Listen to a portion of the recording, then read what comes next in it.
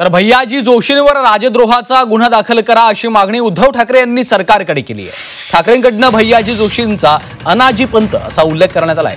तर हा संघाचा छुपा अजेंडा असल्याचं ठाकरेंनी म्हटलेलं आहे। अशी भाषा अहमदाबादमध्ये बोलून दाखवा असं आव्हानही ठाकरेंनी दिलंय। संघ आणि भाजपची पिल्लू सोडण्याची ही नीती आहे।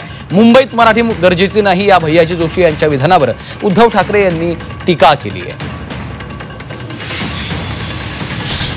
ज्याप्रमाणे मला वाटतं विधान परिषदेत मुख्यमंत्री बोलले की कोरटकर काय करताय, कोरटकर हा चिल्लर माणूस आहे, तसं मुख्यमंत्र्यांनी जाहीर करायचं भैयाजी काय करतायत, भैयाजी जोशी हा चिल्लर माणूस आहे।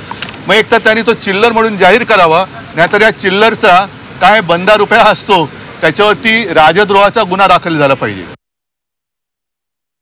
अशी काही लोक आपल्या देशात आहेत की जणू काही ब्रह्मदेवाला आम्हीच जन्म दिला आणि जगभर ब्रह्मज्ञान सांगत फिरत असतात। त्यातलेच काल अनाजी पंत, काय त्यांचं नाव, भैयाजी जोशी। आता त्यांची मातृभाषा कोणती कल्पना नाही मला, पण त्यांनी येऊन मुंबईमध्ये घाटकोपरला मुंबईमध्ये राहणाऱ्याला मराठी आलीच पाहिजे अशी काही गरज नाही असं एक द्वेषाचं, आता त्याला गोमूत्र म्हणायचं काही काय कळत नाही मला, पण शिंपडून गेले। याचा अर्थ असा की हा संघाचा छुपा अजेंडा आहे, भाजपचा छुपा अजेंडा आहे। ह्यांचे दाखवायचे दात आणि खायचे दात हे वेगळे आहेत।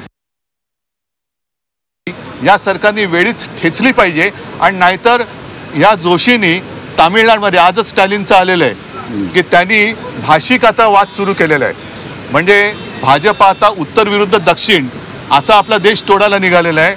सगळे दक्षिणेतली राज्य आणि तामिळनाडूमधले सगळे पक्ष हे एकत्र झालेले आहेत। कमल हसन आज बोललेले आहेत की यांना इंडिया नाही तर यांना हिंदिया करायचं आहे। या अशा सगळ्या ह्या वादाच्या ठिणग्या टाकून तुम्ही भारत माता की जय बोलू शकत नाही।